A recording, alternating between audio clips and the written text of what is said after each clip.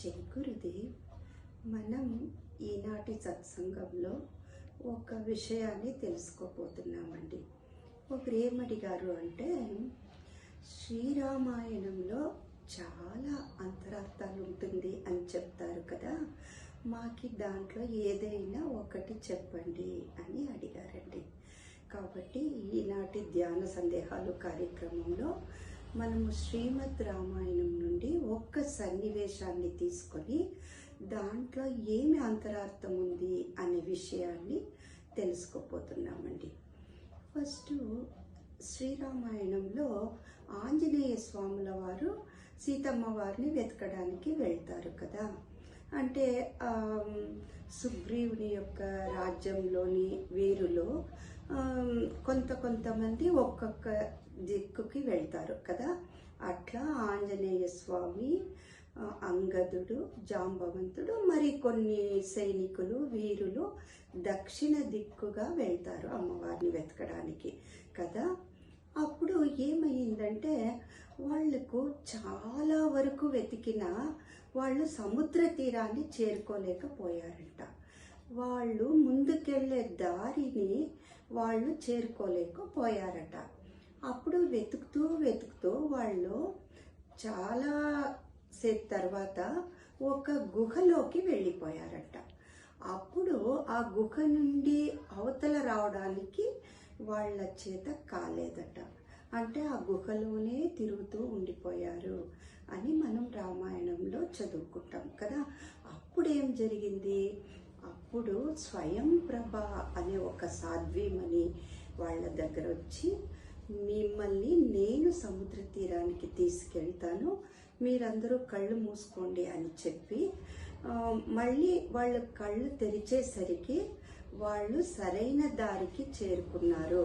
అంటే సముద్ర తీరాన్ని చేరుకోగలిగారు అని ఈ విషయాన్ని మనం రామాయణంలో చదువుకుంటాం. కానీ ఈ విషయం చాలా వరకు చాలా మందికి తెలియదండి.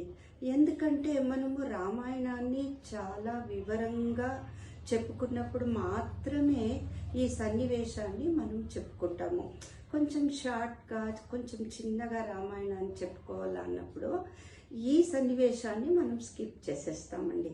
అందుకే ఈ విషయం చాలా మందికి తెలియదండి. ఇక్కడ ఈ సన్నివేశంలో ఏమి అంతరార్థం ఉంది అనేదాన్ని ఇప్పుడు మనం చూద్దాం.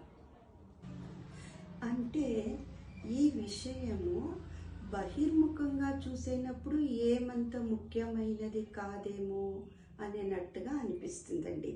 కానీ అంతర్ముఖ సాధకులకు ఈ సన్నివేశం చాలా చాలా ముఖ్యమైనదండి. అది ఎట్లా అంటే, ఇప్పుడు చూడండి, ఆ సాధ్వీమణి పేరు స్వయం ప్రభ అని వాల్మీకి ఋషిముని వాళ్ళు రాసిండారండి. స్వయం ప్రభ అంటే ఏమర్థము? స్వయం అంటే మనలో మనం ఉండడం, అది మనకి తెలుసు కదా. ప్రభ అంటే, ప్రభకి ఒక చాలా విశిష్టమైన గుణం ఉందండి. అదేమని చూస్తాం.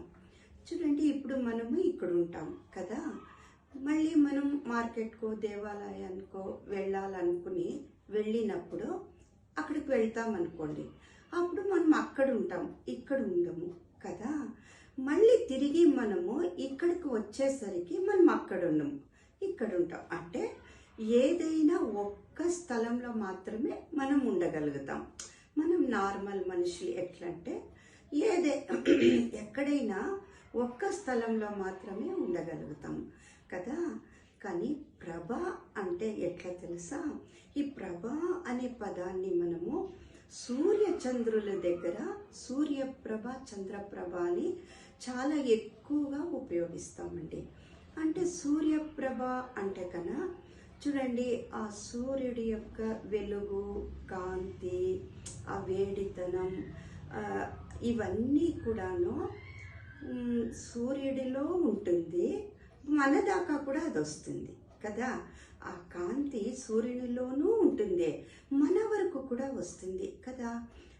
అంటే సూర్యునిలో ఉంది కదా అని మన వరకు రాలేకపోయిందా అంటే ఏం లేదు, అట్లా కాదు, మన వరకు వస్తుంది. మన వరకు ఉంది కదా, సూర్యునిలో లేకపోయిందా అంటే లేదు, సూర్యునిలోనూ ఉంటుంది. దాకా కూడా వస్తుంది. ఇదే ఈ ప్రభ యొక్క విశిష్టమైన గుణమండి. చంద్రప్రభ కూడా అంతే.